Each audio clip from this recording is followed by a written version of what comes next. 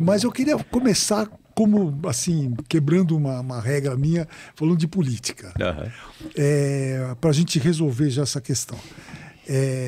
Senador, a gente está vivendo um período terrível de ameaça de liberdade no Brasil, da Constituição sendo desrespeitada, e o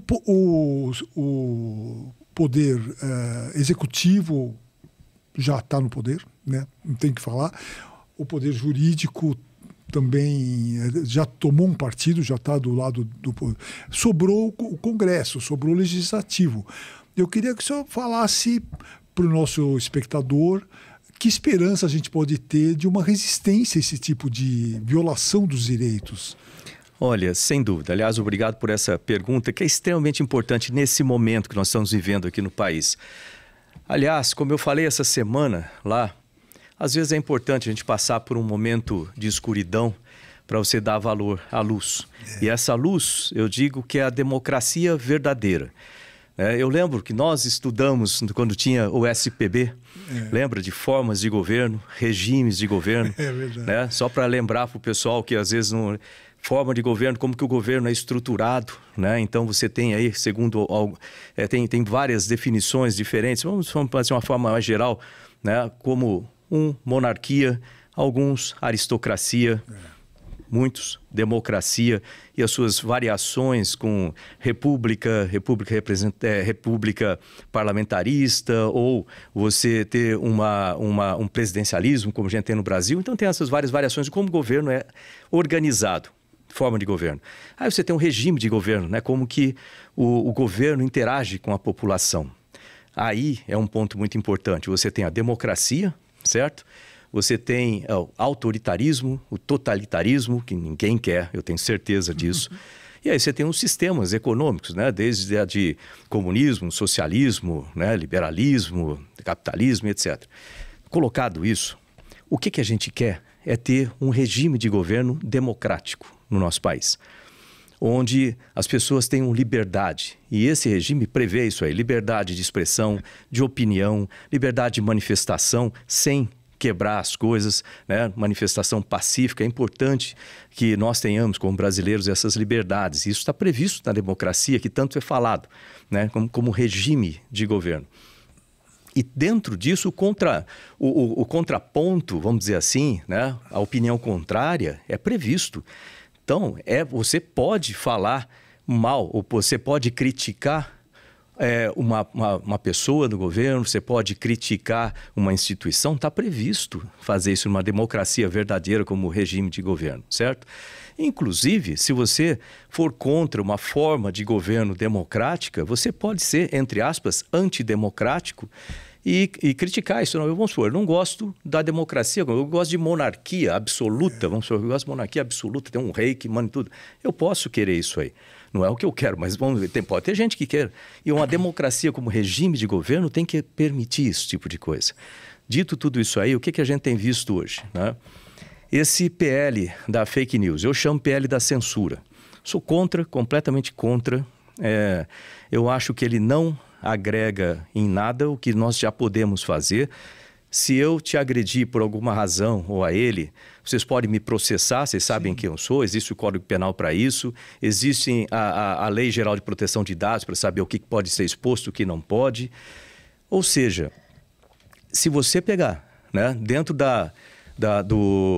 vamos dizer assim, dentro da internet e identificar univocamente uma pessoa, e isso as plataformas têm plena capacidade de fazer isso, vai lá, identifica a pessoa, a partir dali você já de certa forma coíbe aquela pessoa, sabendo que ela é perfeitamente identificada, ela não está escondendo atrás de um perfil falso, que, diga-se de passagem, também é possível a plataforma descobrir, mesmo com perfil falso, é bom para o pessoal perceber e saber disso, mas a partir do momento que a pessoa sabe, ela já vai evitar criticar de uma forma... Ela pode criticar, mas vai evitar criticar de uma forma agressiva, uma forma incorreta, né, de se fazer isso. Ou seja, você já resolve o problema ali. Se alguém se sentir prejudicado, você pode processar aquela pessoa e existem ferramentas para isso, certo? Então, pensando por essa perspectiva, esse projeto de lei, não existe sentido de estar ali. O risco que se tem é quando você coloca um grupo para fazer uma censura de conteúdo, né? Isso é muito arriscado para o nosso país. Pode começar com a internet. Mas a Google ela consegue colocar conteúdos, propagar conteúdos que ela quer ou restringir conteúdos que ela não quer? Bom, a Globo, qualquer TV, vocês podem fazer isso também, certo? Então começa agora falando de rede social, daqui a pouco a gente já está na TV, na mídia, e a gente tem um país restrito e não se pode perder a liberdade de imprensa. Aliás, você acabou de passar aí o Dia Internacional, né, da Liberdade de Imprensa. É bom lembrar disso aí. Então, eu sou completamente contra esse PL. Eu acho que ele traz um risco muito grande. Não vale a pena esse tipo de risco para o nosso país, se a gente quer realmente ter um regime democrático aqui no país. E o regime democrático tem que permitir o contraditório. Então, é essa a minha opinião sobre isso. E a gente tem visto aí, não só isso, mas também em termos de balanço entre os poderes, certos abusos, né, de um lado e outro. Lembrar que o legislativo é o poder constituído pelo povo. Lembrar do primeiro artigo da Constituição, que vai ver lá o povo, né, de uma democracia, né? O poder emana do povo, que o exerce através dos seus representantes ou de forma direta. Está escrito lá. É bom a gente respeitar a Constituição. E quando você tem uma lei, por exemplo, um marco, vamos começar pelo Executivo, um marco legal do saneamento, que é muito importante para o país, votado, aprovado em 2020 pelo Congresso, representando a população, e de repente o Executivo, através de decretos, tenta minar um marco como esse, que é importantíssimo para mais de 130 milhões de brasileiros terem água tratada, terem saneamento, né?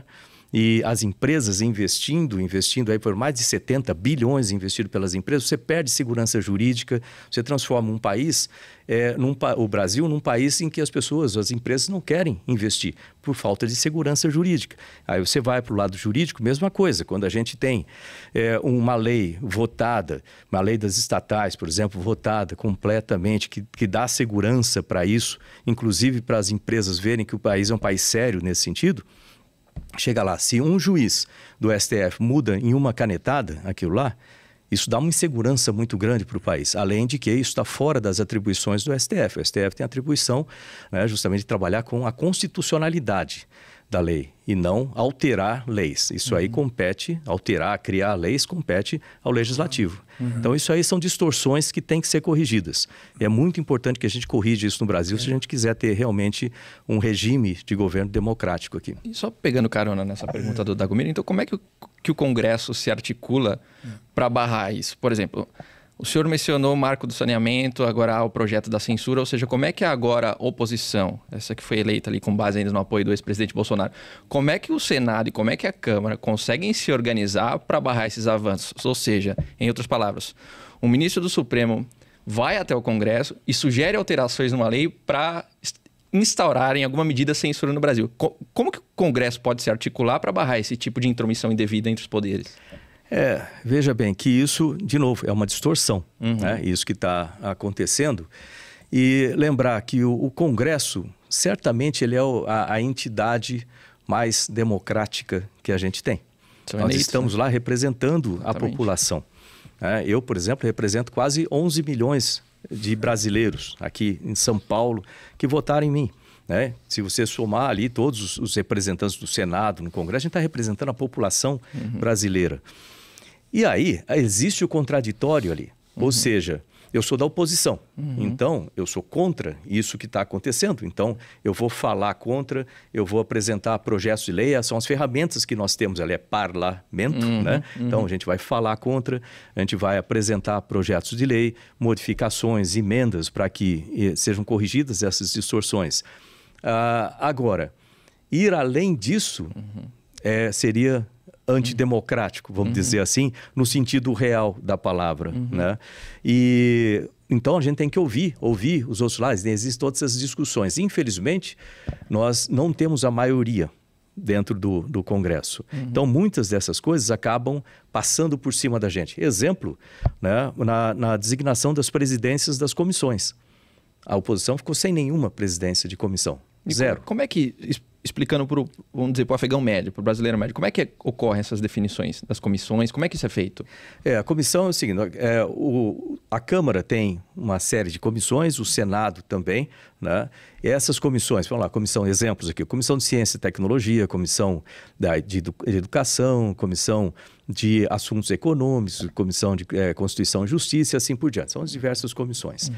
E aí, cada partido, né, dentro do seu tamanho de representação, existem os blocos, né, formados por esses partidos. Cada bloco desse aí, ele pode indicar um certo número de componentes para as comissões. É feito de forma proporcional. Uhum. Isso foi respeitado no Senado. Nós temos lá a proporcionalidade na integração das comissões. Mas quando chega na presidência das comissões, o que está previsto é que nós tivéssemos uma eleição entre os membros, mas isso nunca é feito dessa forma.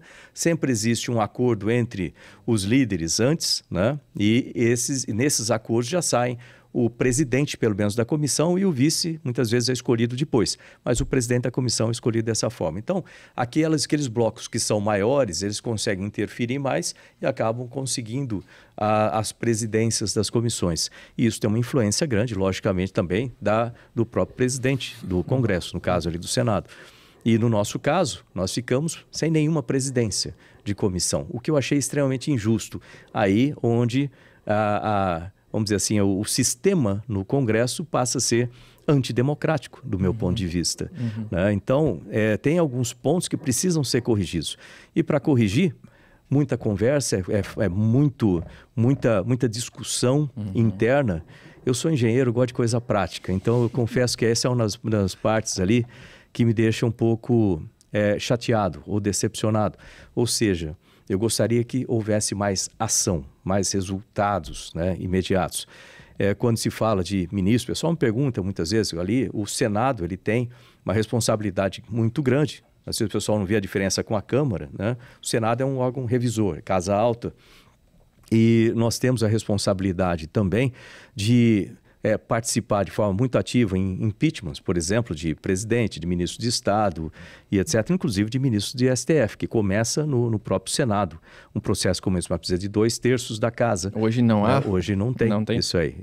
E mesmo porque esse processo ele tem que ser iniciado através de uma denúncia, essa denúncia ela se transforma, então, quando o presidente do Senado determina a criação de uma comissão, essa comissão analisa, tem toda uma parte jurídica para ver se aquilo é procedente ou não, e se dá prosseguimento. Se der prosseguimento, a gente vai ter as sessões com discussão e etc., e tem que ter o mínimo de 54 senadores, né? E depois, para que aconteça o impeachment, tem que ter 54 senadores né, votando a favor disso. É um processo longo, não é um processo simples, mas é um processo existente. Né? É importante que se tenha em mente isso aí. E ele é feito da maneira democrática, dentro da casa do povo, a casa democrática. O que eu vejo como solução para essa situação agora é a ética e a responsabilidade de todos os líderes dos 3 poderes, né, para que seja cumprido o que está previsto na Constituição, seja cumprido aquilo que o povo deseja em termos de um regime democrático, né, e que a gente tenha essa forma de governo, né, democrática também, com uma república presidencialista, e que seja feito da forma correta. Isso depende do caráter, da ética e do bom senso, vamos dizer, do profissionalismo de cada um dos líderes dos 3 poderes. Olha só, você que está aí assistindo a programação da Revista Oeste, nós vamos falar de um dos produtos mais consumidos no Brasil, é o Ora Pronobis da Vita Gold, que foi desenvolvido para você que sofre com dores no corpo por causa de artrite, artrose, reumatismo, fibromialgia causada por inflamação ou desgaste nas articulações, é aquela famosa dor nas juntas, não é isso, Donato? É isso mesmo, e olha só, hein? Dor nas juntas hoje independe de idade ou do sexo. Tem gente que foca nos afazeres da casa, do trabalho e acha que conviver com a dor é normal. O que você não pode é se acostumar com a dor. Se você sente dor é porque tem alguma coisa errada e precisa ser tratado. O Ora Pronobis, que é uma planta completa, vai tratar o foco da sua dor. E o Ora Pronobis da Vita Gold é super concentrado, tem procedência garantida e foi desenvolvido para atuar diretamente exatamente no foco da sua dor. Rapidamente você sente a diferença. E tem mais, Silvio. Além de tratar dores e desinflamar, o Ora Pronobis também consegue ajudar no controle de diabetes, colesterol e pressão alta. É rico em fibras e consegue ajudar a diminuir a absorção de sal, açúcar e gordura. 100% natural, tão poderoso que é usado para o tratamento de anemia e aumento da imunidade. E tudo isso concentrado em cápsulas para facilitar a sua vida.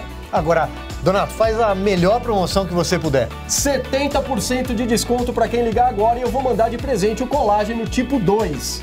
Ligue agora 0800 291 1010.